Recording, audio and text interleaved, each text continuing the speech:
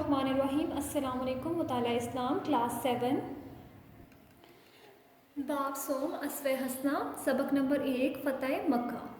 Student, आज हम इस सबक में फ़तह मक्का का पस मंज़र पढ़ेंगे, फ़तह मक्का के नताइज के बारे में पढ़ेंगे और आप सल्लल्लाहु अलैहि वसल्लम का तर्ज़ अमल पढ़ेंगे कि आप सल्लल्लाहु अलैहि वसल्लम ने अपने दुश्मनों के साथ इस मौके पर क्या सलूक किया। ठीक है, आज का हम सबक स्टार्ट करते हैं। तारुफ। नबी अकरम सल्लल्लाहु अलैहि वसल्लम ने मक्का मुकर्रमा में अपनी ज़िंदगी के 53 साल बसर किए। आप सल्लल्लाहु अलैहि वसल्लम को इस शहर से बेपनाह मोहब्बत थी।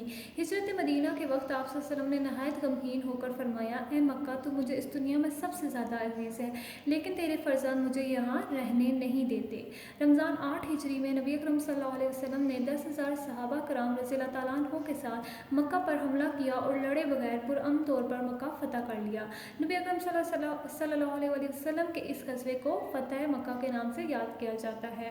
स्टूडेंट, जैसे आप जानते हैं कि आप सल्लल्लाहु अलैहि वसल्लम मक्का मुकर्रमा में रहते थे। जब आप सल्लल्लाहु अलैहि वसल्लम ने अपनी नबूवत का ऐलान किया और लोगों को एक अल्लाह की तरफ बुलाया, तो आप सल्लल्लाहु अलैहि वसल्लम के जो रिश्तेदार थे मक्का में जो रहते थे, वो सब आपके दुश्मन बन गए और आप सल्लल्लाहु अलैहि वसल्लम को यहाँ मक्का में रहने नहीं दिया। इसीलिए आप सल्लल्लाहु अलैहि वसल्लम ने मक्का से मदीना की तरफ हिजरत की। ठीक है, और आप सल्लल्लाहु अलैहि वसल्लम ने हिजरत के वक्त क्या कहा था कि ए मक्का, तो मुझे बहुत अजीज़ है, लेकिन तेरे फरजान मुझे यहाँ रहने नहीं देते। यानी आप सल्लल्लाहु अलैहि वसल्लम के जो है मक्का के लोग आप सल्लल्लाहु अलैहि वसल्लम की जान के दुश्मन बन गए थे। इसलिए आप सल्लल्लाहु अलैहि वसल्लम ने मदीना की तरफ हिजरत फरमाई। ठीक है, रमज़ान 8 हिजरी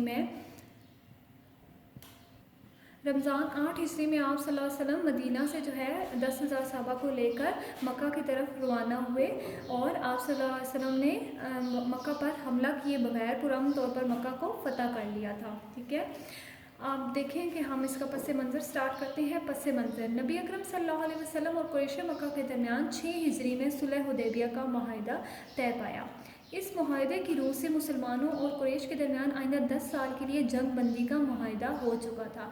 इस मुआहिदे के मुताबिक अरब के दीगर कबाइल को आज़ादी थी कि वो मुआहिदे के फ़रीक़ैन मुसलमानों और कुरैश में से जिसका चाहे साथ दे सकते हैं।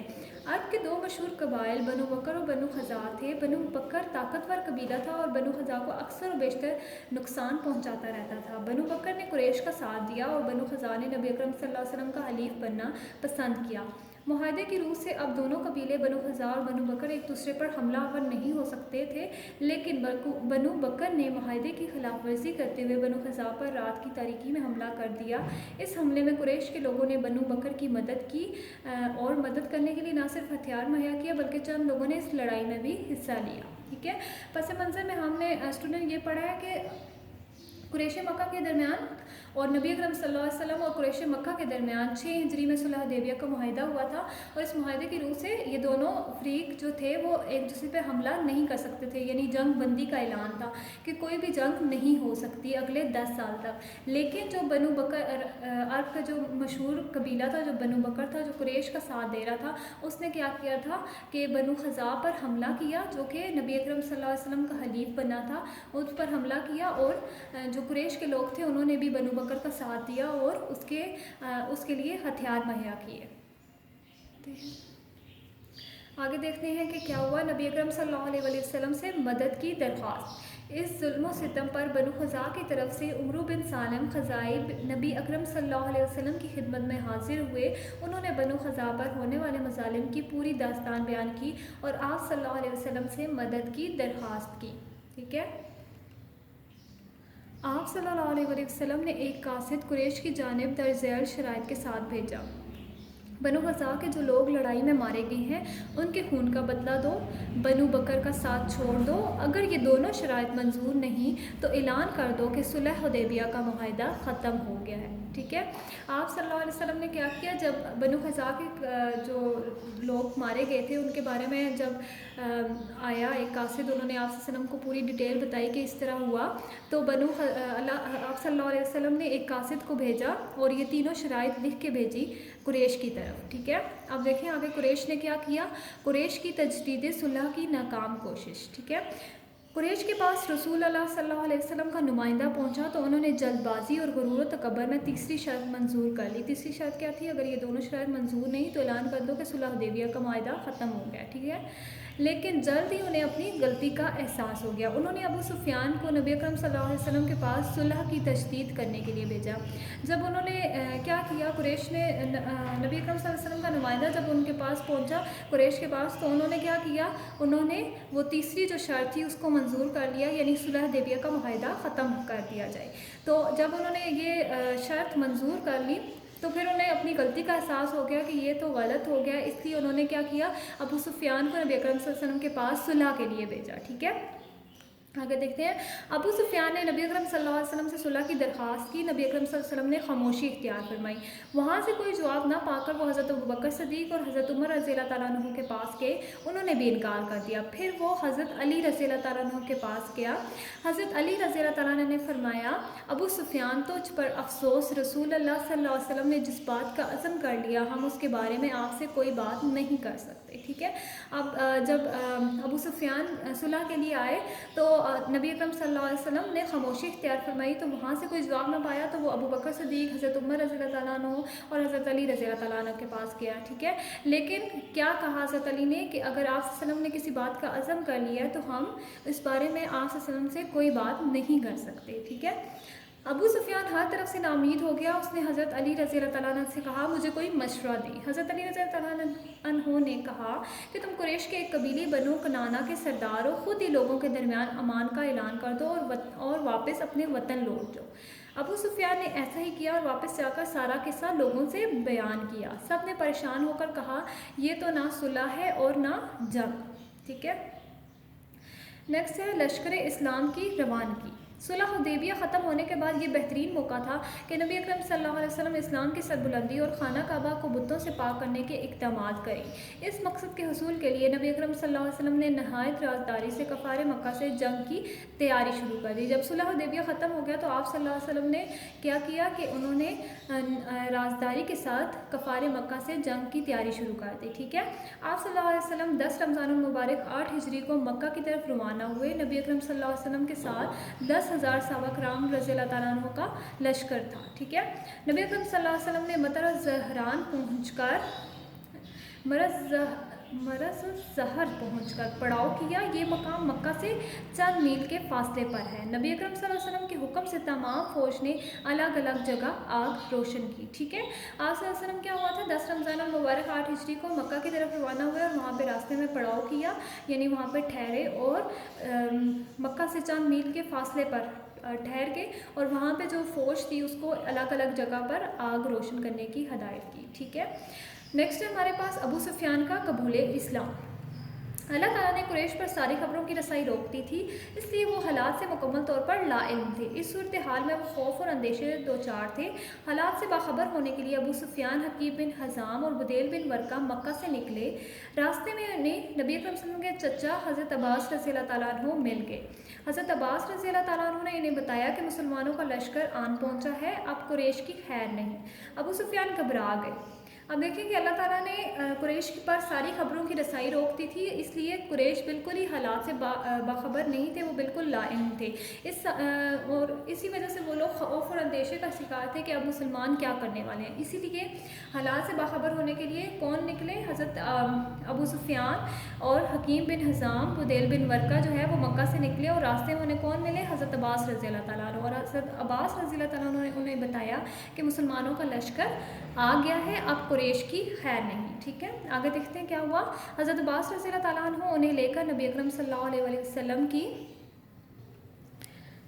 طرف روانہ ہوئے۔ راستے میں حضرت عمر رضی اللہ تعالیٰ عنہ ملے، انہوں نے حضرت عباس رضی اللہ تعالیٰ عنہ کے ساتھ ابو سفیان کو دیکھا تو شدید غصے کی حالت میں نبی اکرم صلی اللہ علیہ وسلم کو اطلاع دینے کے لیے دوڑے۔ حضرت عباس رضی اللہ تعالیٰ عنہ نے اپنے خچر کو ایڑ لگائی اور حضرت عمر رضی اللہ تعالیٰ عنہ سے پہلے ابو سفیان کو آپ صلی اللہ علیہ وسلم کی خدمت میں پیش کر دیا۔ ٹھیک ہے، حضرت عمر رضی اللہ تعالیٰ نے عرض کی یا رسول اللہ مجھے اجازت ہے میں اس ابو سفیان کی گردن اڑا دوں۔ حضرت عباس رضی اللہ تعالیٰ عنہ نے کہا یا رسول اللہ میں نے ابو سفیان کو پناہ دی ہے۔ نبی اکرم صلی اللہ علیہ وسلم نے حضرت عباس رضی اللہ عنہ سے فرمایا ابو سفیان کو صبح میرے پاس لانا۔ اگلے دن دونوں نبی اکرم صلی اللہ علیہ وسلم کی خدمت میں حاضر ہوئے۔ نبی اکرم صلی اللہ علیہ وسلم نے ابو سفیان کو دیکھ کر فرمایا تم پر افسوس کہ اب بھی تمہارے لیے وقت نہیں آیا کہ تم یہ جان سکو کہ اللہ تعالیٰ کے سوا کوئی معبود نہیں اور میں اللہ کا رسول ہوں۔ حضرت عباس رضی اللہ عنہ نے اس سے کہا کہا کہ اس سے پہلے کہ مسلمان تمہاری گردن اڑا دیں اسلام قبول کر لو۔ اس پر ابو سفیان نے اسلام قبول کر لیا۔ حضرت عباس رضی اللہ تعالیٰ عنہ نے نبی اکرم صلی اللہ علیہ وسلم سے کہا کہ آپ انہیں کوئی اعزاز عطا فرمائیں۔ آپ صلی اللہ علیہ وسلم نے فرمایا جو ابو سفیان کے گھر میں داخل ہو جائے اسے امان ہے، جو اپنا دروازہ اندر سے بند کر لے اسے امان ہے، اور جو مسجد حرام میں داخل ہو جائے اسے امان ہے۔ یعنی اس طرح سے حضرت ابو سفیان نے جو ہے اسلام قبول کر لیا تھا، ٹھیک ہے۔ فتح مکہ کے موقع پر حضرت ابو سفیان نے اسلام قبول کیا تھا، ٹھیک ہے۔ نیکسٹ ہے فتح مکہ۔ نبی اکرم صلی اللہ علیہ وسلم نے حضرت عباس رضی اللہ عنہ سے فرمایا کہ ابو سفیان کو پہاڑ کی چوٹی پر لے جا کر کھڑا کرو تاکہ یہ اللہ تعالیٰ کے لشکر کا نظارہ اپنی آنکھوں سے کر لے۔ اسلامی لشکر کی شان و شوکت دیکھنے کے بعد ابو سفیان دوڑتے ہوئے مکہ پہنچا اور بلند آواز سے پکارا، قریش کے لوگوں، محمد صلی اللہ علیہ وسلم اپنے بڑے لشکر کے ساتھ مکہ پہنچنے والے ہیں جن کا مقابلہ کرنے کی تم میں طاقت نہیں۔ ابو سفیان نے اہل مکہ کو نبی اکرم صلی اللہ علیہ وسلم کی طرف سے امان کا پیغام بھی دیا۔ اسلامی لشکر جنگ کیے بغیر نہایت شان و شوکت سے مکہ میں داخل ہوا۔ آپ صلی اللہ علیہ وسلم اپنے ساتھیوں کے ساتھ مسجد حرام میں تشریف لے گئے، حجر اسود کو بوسہ دیا اور اس کے بعد بیت اللہ کا طواف کیا، ٹھیک ہے۔ اس طرح سے فتح مکہ ہوا کہ حضرت عباس رضی اللہ عنہ نے جب دیکھا اللہ تعالیٰ کے لشکر کا نظارہ اپنی آنکھوں سے کیا اور اسلامی لشکر کی شان و شوکت کو دیکھنے کے بعد جو ہے قریش سے کہا کہ اپنے محمد صلی اللہ علیہ وسلم اپنے بڑے لشکر کے ساتھ آن پہنچے ہیں اور تم ان کا مقابلہ نہیں کر سکتے، ٹھیک ہے۔ اور اس طرح ابو سفیان نے نبی اکرم صلی اللہ علیہ وسلم کی طرف سے مکہ کے لوگوں کو امان کا پیغام بھی دیا، ٹھیک ہے۔ حق آ گیا اور باطل مٹ گیا۔ بیت اللہ کے گرد اور اس کی چھت پر 360 بت تھے۔ آپ صلی اللہ علیہ وسلم کمان سے ان بتوں کو ٹھوکر مارتے اور یہ آیت تلاوت فرماتے، حق آ گیا اور باطل مٹ گیا، بے شک باطل تو مٹنے ہی والا ہے۔ عام معافی کا اعلان۔ حضرت بلال رضی اللہ تعالیٰ عنہ نے کعبے کی چھت پر چڑھ کر اذان دی۔ آپ صلی اللہ علیہ وسلم نے خانہ کعبہ کے اندر نماز ادا کی، نماز سے فارغ ہوئے اور خانہ کعبہ سے باہر تشریف لائے۔ خانہ کعبہ کے باہر قریش مکہ سر جھکائے کھڑے تھے۔ آپ صلی اللہ علیہ وسلم نے ان سے کہا، قریش کے لوگوں تمہارا کیا خیال ہے، میں تمہارے ساتھ کیسا سلوک کرنے والا ہوں؟ انہوں نے کہا، آپ صلی اللہ علیہ وسلم کریم بھائی ہیں اور کریم بھائی کے بیٹے ہیں۔ یہ سن کر آپ صلی اللہ علیہ وسلم نے فرمایا، ترجمہ، آج تم پر کوئی گرفت نہیں، جاؤ تم سب آزاد ہو۔ دیکھیں اس موقع پر بھی آپ صلی اللہ علیہ وسلم نے کیا کیا، سب کو معاف کر دیا۔ حالانکہ وہ لوگ تھے، یہ قریش کے وہ لوگ تھے جو آپ صلی اللہ علیہ وسلم کے جان کے دشمن بن گئے تھے اور اسی وجہ سے آپ صلی اللہ علیہ وسلم نے مکہ سے مدینہ کی طرف ہجرت کی تھی۔ لیکن اس موقع پر جب کہ آپ صلی اللہ علیہ وسلم ان سے بدلہ لے سکتے تھے، لیکن آپ صلی اللہ علیہ وسلم نے ان سے بدلہ نہیں لیا اور سب کو کیا کہا، آج تم پر کوئی گرفت نہیں، جاؤ تم سب آزاد ہو۔ یعنی آپ صلی اللہ علیہ وسلم نے سب کو معاف فرما دیا، ٹھیک ہے۔ فتح مکہ سے نبی اکرم صلی اللہ علیہ وسلم کی فہم و فراست اور بہترین حکمت عملی کا ثبوت ملتا ہے۔ نبی اکرم صلی اللہ علیہ وسلم بہترین جنرل، مدبر اور فاتح تھے۔ آپ صلی اللہ علیہ وسلم نے مفتوحہ علاقوں میں قتل و غارت کی بجائے لوگوں میں عام معافی کا اعلان کرتے ہوئے امان دی، یعنی کہ جو علاقہ آپ صلی اللہ علیہ وسلم نے فتح کر لیا تھا وہاں پہ قتل و غارت کے بجائے آپ صلی اللہ علیہ وسلم نے سب لوگوں کو معافی دے دی، ٹھیک ہے۔ عام معافی کی وجہ سے چند ایک کے سوا مکہ کے تقریباً سارے ہی لوگ مسلمان ہو گئے۔ اس طرح اللہ تعالیٰ نے بغیر کسی جنگ کے مکہ کی فتح کو آسان کر دیا۔ نبی اکرم صلی اللہ علیہ وسلم نے مکہ میں 19 روز قیام فرمایا، ٹھیک ہے۔ اب فتح مکہ کے بعد جو نتائج سامنے آئے وہ کیا تھے؟ نتائج: قریش مکہ نے صلح حدیبیہ کا معاہدہ توڑا جس کے نتیجے پر ان پر جنگ مسلط ہو گئی اور مکہ فتح ہو گیا۔ فتح مکہ کے نتائج درج ذیل ہیں۔ فرسٹ ہے، فتح مکہ کے بعد کفر کی ساری قوتیں ٹوٹ گئی، دشمنوں کے سارے منصوبے ناکام ہو گئے اور اسلام کی فتح کا جھنڈا بلند ہو گیا، ٹھیک ہے۔ مکہ فتح ہونے کے بعد ارد گرد علاقوں میں بھی اسلام کی دعوت پہنچ گئی۔ یہ فتح زمین، جائیداد اور مال پر فتح نہ تھی بلکہ اس کے ذریعے سے لوگوں کے دلوں کو فتح کیا گیا تھا، ٹھیک ہے۔ مکہ مکرمہ اب کفار کی دسترس سے نکل کر مسلمانوں کی دسترس میں آ گیا تھا۔ جزیرۃ العرب میں مسلمان سب سے بڑی قوت بن کر ابھرے اور فتح مکہ کے ساتھ ہی نبی اکرم صلی اللہ علیہ وسلم کی امید بہرائی کہ قریش اسلام قبول کر لے، ٹھیک ہے۔ آپ صلی اللہ علیہ وسلم کی بہت بڑی وہ خواہش تھی کہ قریش جو ہے وہ اسلام قبول کر لے، تو فتح مکہ کے نتیجے میں قریش نے اسلام قبول کر لیا تھا۔ تمام اہل عرب نے جان لیا کہ اسلام ہی ایک سچا اور اللہ تعالیٰ کا پسندیدہ دین ہے۔ مومنوں کو باوقار مقام دینے کے متعلق اللہ کا وعدہ پورا ہو گیا. ٹھیک ہے.